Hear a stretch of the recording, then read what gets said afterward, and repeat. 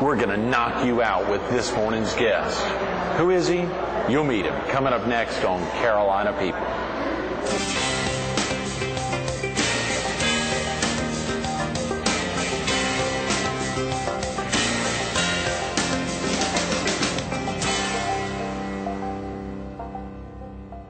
Good morning. Welcome to Carolina People. This morning we're at Pepper Gettings Recreation Center in the heart of Myrtle Beach.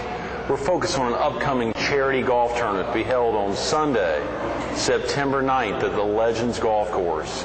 And we're visiting with the founder of Champion for Kids, the presenter of that golf tournament, the champ, the Reverend James Bonecrusher Smith. Good morning, Good Reverend. morning. How are you? Champ, my Lord. It's with that many notoriety, that many names there, it's tough to know which one. Can we call you Champ? You please call me Champ. On a Friday morning. I know you're in town for tomorrow morning's golf tournament at Myrtlewood, but of course the real focus is the big tournament on Saturday, September 9th. Sunday, September 9th.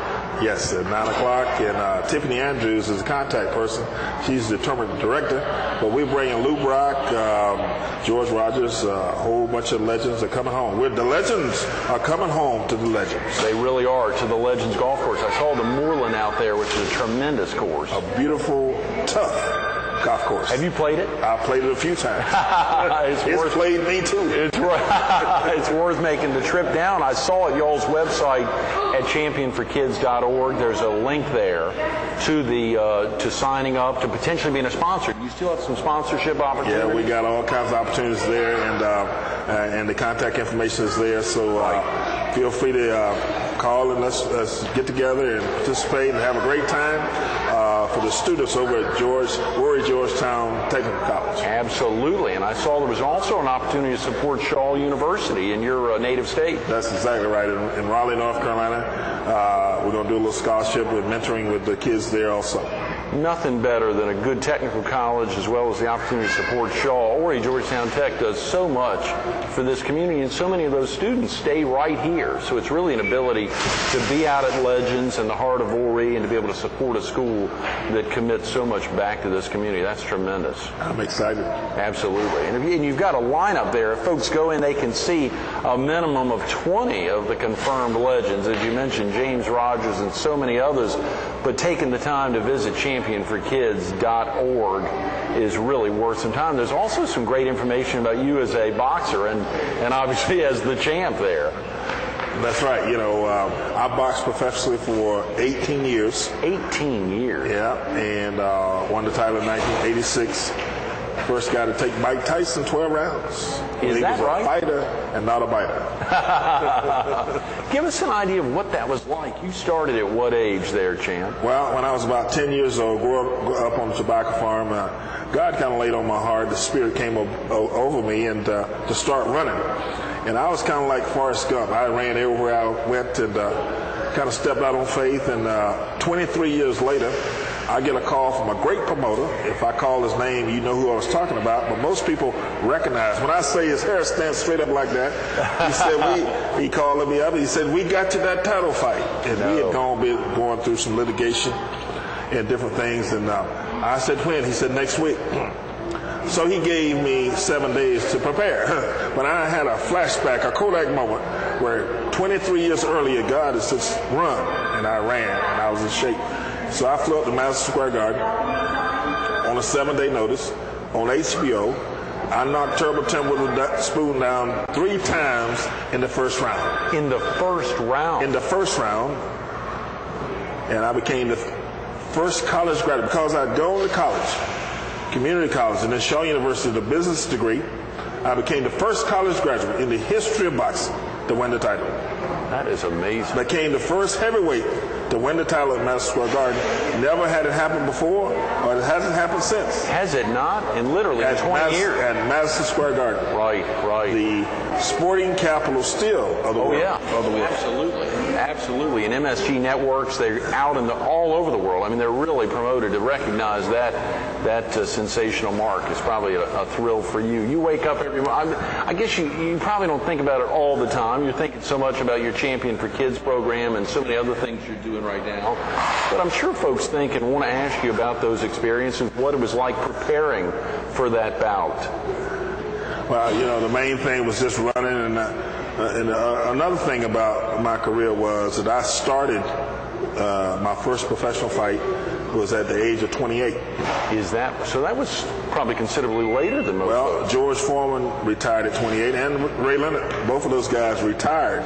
They made comebacks, but they retired at age 28. So I'm going out starting.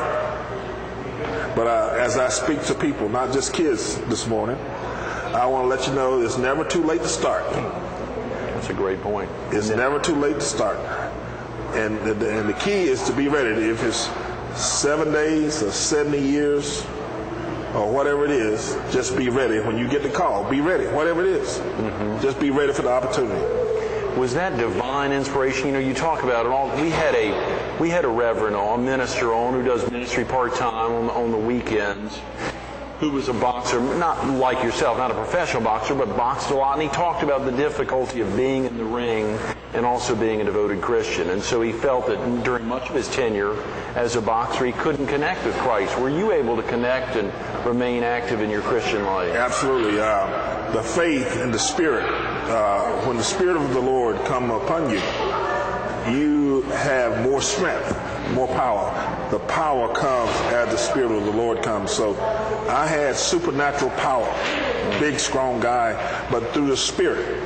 I have to get you one of my DVDs, and you see how I turn the hands loose so fast, so big, but so fast. The Spirit of the Lord moves fast. You did not get that nickname Bonecrusher for... Can you imagine? Sit back. Move back, please. Son of a gun on a Friday morning. Obviously, those poor guys got to play with you tomorrow at Myrtlewood. But again, big focus on Sunday, September 9th, and championforkids.org is a great place to learn about that. As you think about so much that has to happen, how about competing with other Christian boxers who probably had that similar supernatural strength? Did you ever take on any that? And did you all communicate before fights, or was it a lot of mental focus to make sure that you could just take him on? Well, the bigger fights, we had press conferences and we had to travel different places and do events together. And but a lot of times people don't understand the importance of serving the Lord. Right.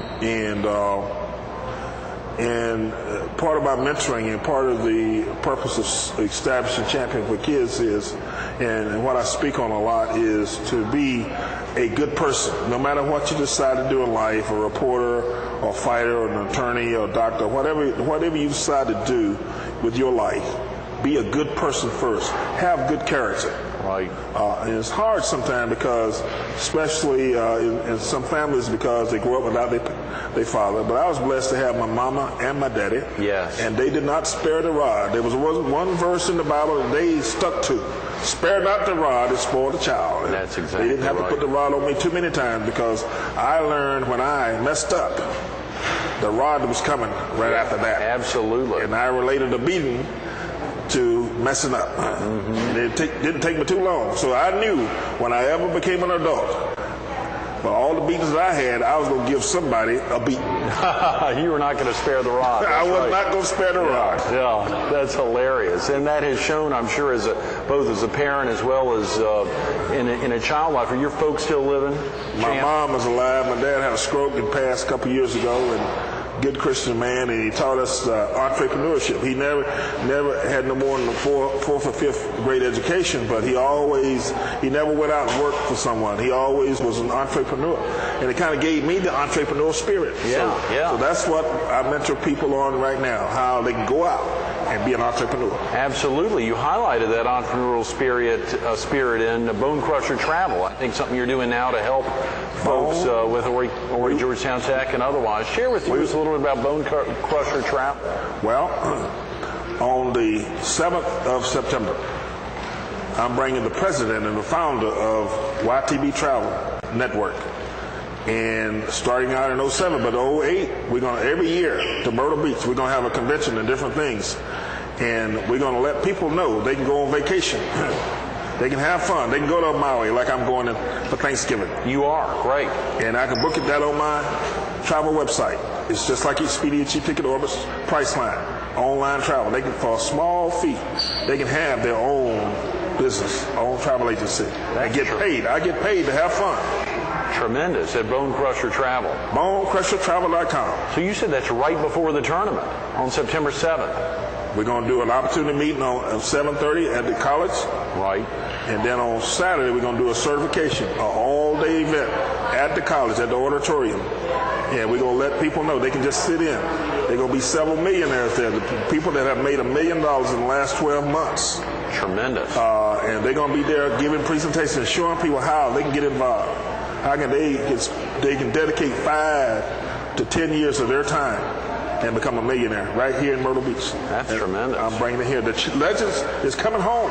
The Legends. I love it. I love it. That's going to be a big weekend. Legends of travel. When you think about so much that has to happen to actually become a millionaire, I mean, it's a big effort.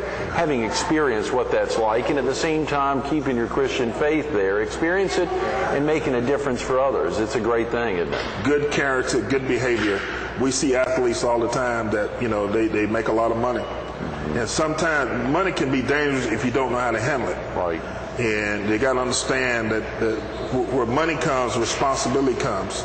And to have character and have that training when you're a kid, so important to be a responsible parent. Yes. Because I think I know my mentoring came from my parents. Mm-hmm. But we want to get other legends together, like Mitch and Eva Lawrence. Absolutely. And local legends. And we want to get them together and be mentors over at the college. Mm-hmm. We want to get together over there. I want to do it on a weekly basis and let kids know that we're successful people in business and in life. But you can be successful. You can be a good person. You can also be an entrepreneur. Absolutely. And enjoy fun, family, and travel. You're currently living where now, champ? I live in Lillington, near Fayetteville, North Carolina. Great, good. And but I soon will be living in Myrtle Beach. Oh, come on. Boy, that'd be tremendous. I think the legend is coming home to the legend. And growing up, you said it was Magnolia. Is that in Duplin County? Duplin County. In Duplin County. Yeah. Fantastic. Yeah. Do you have brothers and sisters growing up? Yeah, I got 3 brothers and 2 sisters.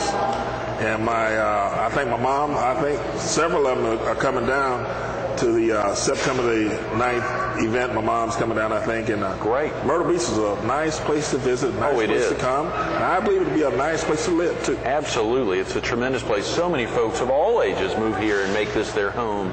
And, of course, on a Friday, and you're prepared for a golf tournament tomorrow, I know, here at Myrtlewood. But whatever day of the week it is, whether it's in the summer, the fall, the spring, folks find that this is a prime place to be. And for 2 Tar Heel natives, we've obviously found a great interest here. As you think about, we talked about obviously preparing to get in the ring. For you, it had been, I think I saw it was maybe April of '85 before you won the big fight there in December of '86. So it was more than a year and a half between an early fight and that one. And then it was so quick thereafter that you were taking on Mike Tyson. What about those long lengths of time? Had you thought maybe in '85 you were going to step away from boxing before getting that call to get in the ring in December of '86? I had to get refocused, and the longer you can stay focused on your goal, the better. And the key word, Jim Valvano had something, but just before he died, he said something very profound. Never give up. And I think a lot of times people get discouraged when things don't go their way. Right. And Murphy Law sets in. Some days nothing go right. And but they must stay focused. And I think the closer they can be with the Lord, the more focused they will be, and they will have the faith that's necessary to achieve their goal. Yeah.